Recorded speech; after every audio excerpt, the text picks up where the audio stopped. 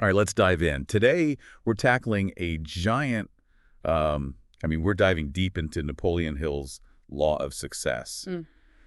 That book's like legendary for its advice from those big-time business tycoons back in the day. Yeah. People like Henry Ford, Thomas Edison, Hill got their secrets straight from the source.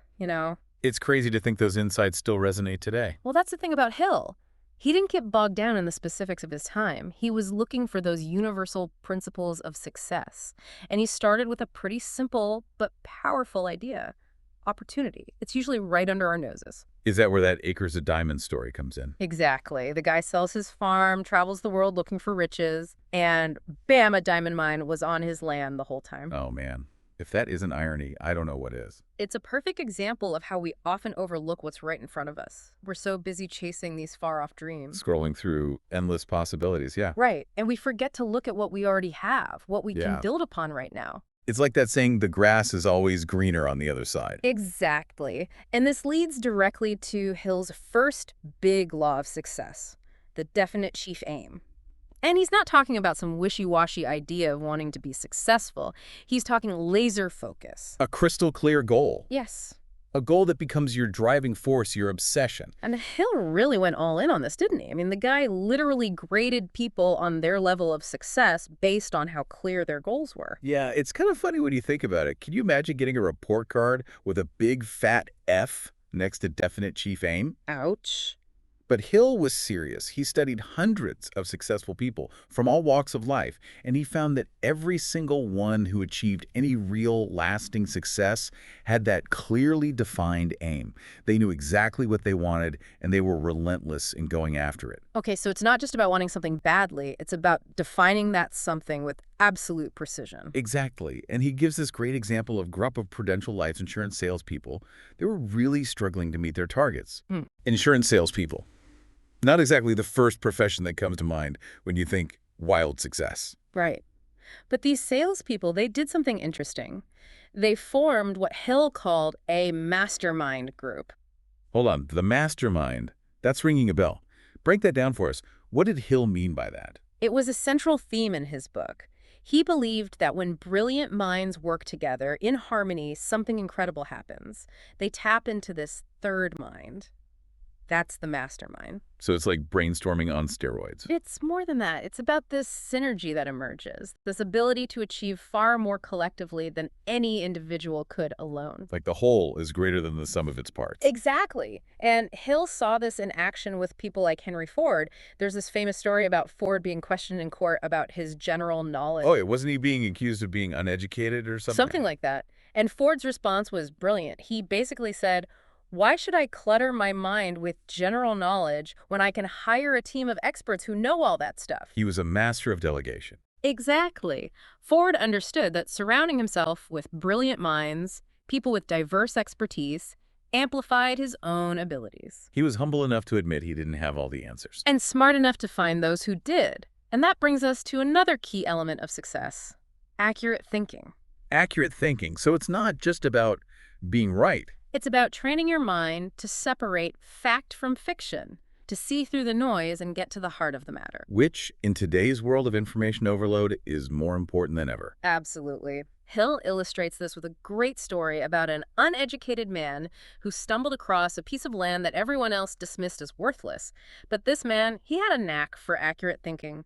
He observed the land, analyzed it, and saw its potential when others just saw dirt. Okay, so how did he turn this wasteland into a gold mine?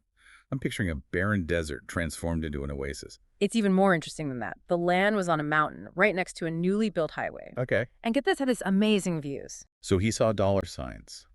Tourists, travelers, all stopping for the view. He was way ahead of the curve. He built a log house with a dining room, a few cabins to rent, even a gas station. People loved it. What a smart cookie. He shifted his perspective and turned what others saw as nothing into a gold mine. That's the power of accurate thinking right there. Mhm. But even with a clear vision, you still gotta face your fears to make it happen. And Hill, he dedicated a big chunk of his book to those worst enemies we all face: poverty, criticism, ill health, the whole shebang. The things that keep us up at night, yeah. Exactly. He lists out poverty, criticism, ill health, loss of love, old age, even death. Pretty much covers it. He wasn't suggesting we run from these fears, though. He flipped the Yeah. script. How so? Hill believed those struggles, they make us stronger. He saw confronting challenges as, like, advantageous. He's talking about resilience, isn't he? Exactly, like a mental workout. The more we push ourselves, the stronger we become. But fear, man, that stuff can be paralyzing. How do we go from scared to unstoppable? That's where autosuggestion comes in. Autosuggestion. Okay, now you have to explain because I have no idea what that is. It's about consciously feeding your mind positive affirmations, to reprogram your subconscious and build unshakable self-confidence. So like if I keep telling myself I'm confident, eventually I'll start to believe it. It's not magic. It's about retraining your brain. Our minds are surprisingly susceptible to suggestion, especially from ourselves. Interesting. And Hill wasn't just theorizing. He tells this great story about a salesman who used autosuggestion to close what seemed like an impossible deal. All right, hit us with it. I'm ready for a win. This salesman had to sell advertising space, right? But his client list. All these businesses known for shutting down salespeople, like hardcore rejection. Sounds like my kind of nightmare. Yeah. Did he run for the hills? Nope. This guy, every single day, he visualized himself closing each deal. He'd repeat affirmations like, "You will purchase advertising space from me before the end of the month." Wow. He was that determined. And guess what? He closed almost every single deal on that list. No way. He attributed his success directly to autosuggestion. Okay, there's got to be more to it than just repeating a phrase, right? Of course. Autosuggestion isn't about wishful thinking. It's about aligning your thoughts with your actions. So you still need to put in the work. Absolutely. Hill's own life is a great example of this, actually. He struggled financially for years. Really? I would thought with all this success, wisdom. Even brilliant minds have their blind spots. He realized he had these bad spending habits. The old money burning a hole in my pocket problem. I know it well. Right. So just like we can replace a negative thought with a positive one, Hill believed we can do that with habits, too. Swap out overspending for saving. Makes sense. And this all connects to another big idea from Hill. The power of imagination. Not just daydreaming, right? No, he meant something far more powerful. Imagination is the ability to envision possibilities and then use that vision to drive action. I'm sensing a theme here. Thoughts influencing reality. Like, what we focus on expands. Exactly.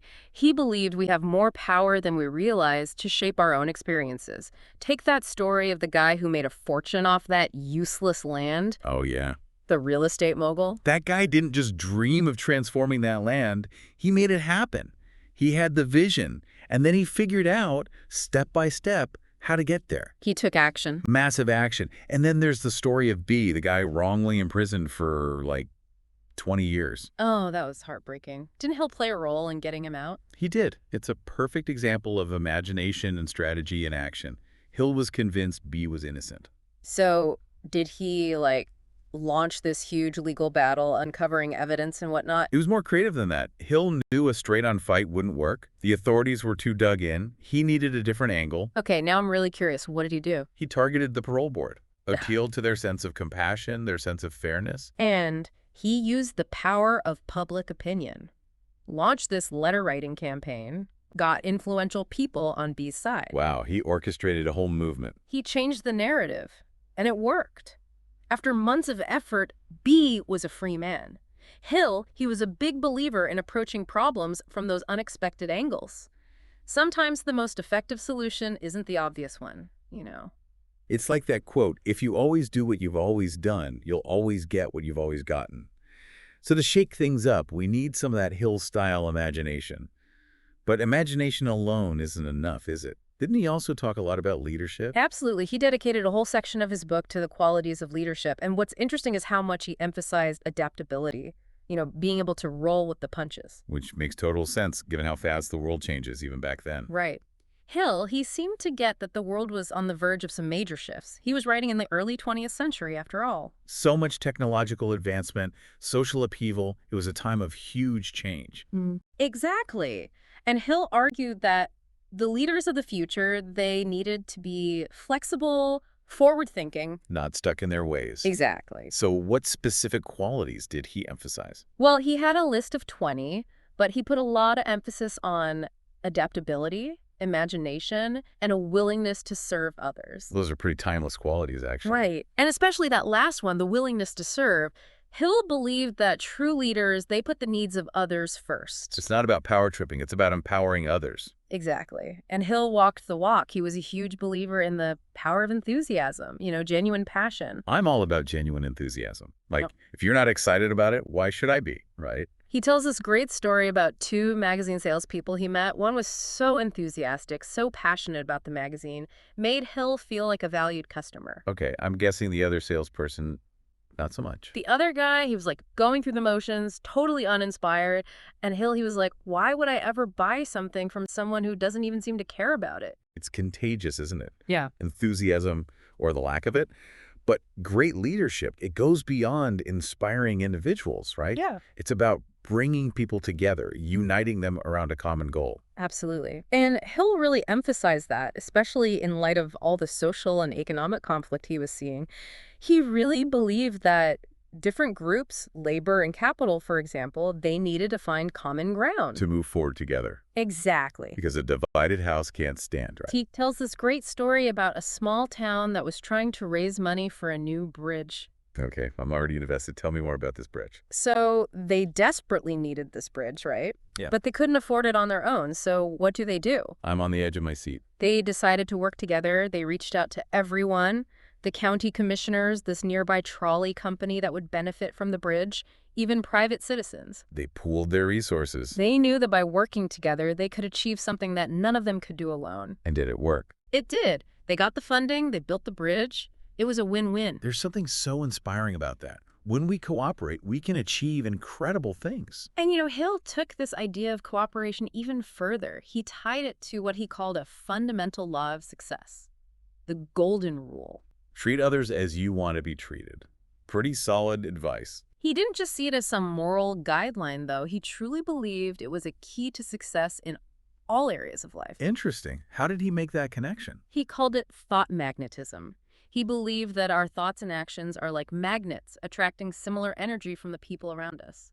So if you're putting out good vibes, you attract good vibes. It's more than that. Hill argued that when we live with integrity, when we act with kindness and generosity, it creates this positive ripple effect that ultimately benefits everyone, including ourselves. So in a way, living by the golden rule is its own reward. Exactly. And Hill, he saw that as the ultimate path to both personal fulfillment and lasting success. That's a beautiful note to end on. It's been amazing to take this deep dive into Hill's law of success with you. It's a reminder that true success is about more than just personal gain. It's about making a positive impact on the world around us. Absolutely. It's about aligning our actions with our values and living with purpose and integrity. And on that note, we'll wrap up this deep dive. Thanks for joining us. We'll see you next time. Thank you for watching. Don't forget to like, subscribe, and comment. It would be a great source of help to maintain and develop this channel and the correlated website. This book overview was presented to you by olbooksummary.com. Are you interested in more insights into personal development books or motivational and inspirational books? Please visit olbooksummary.com and you will find a library of the most helpful self-development and human character development books overviews. See you soon with the next books overview video.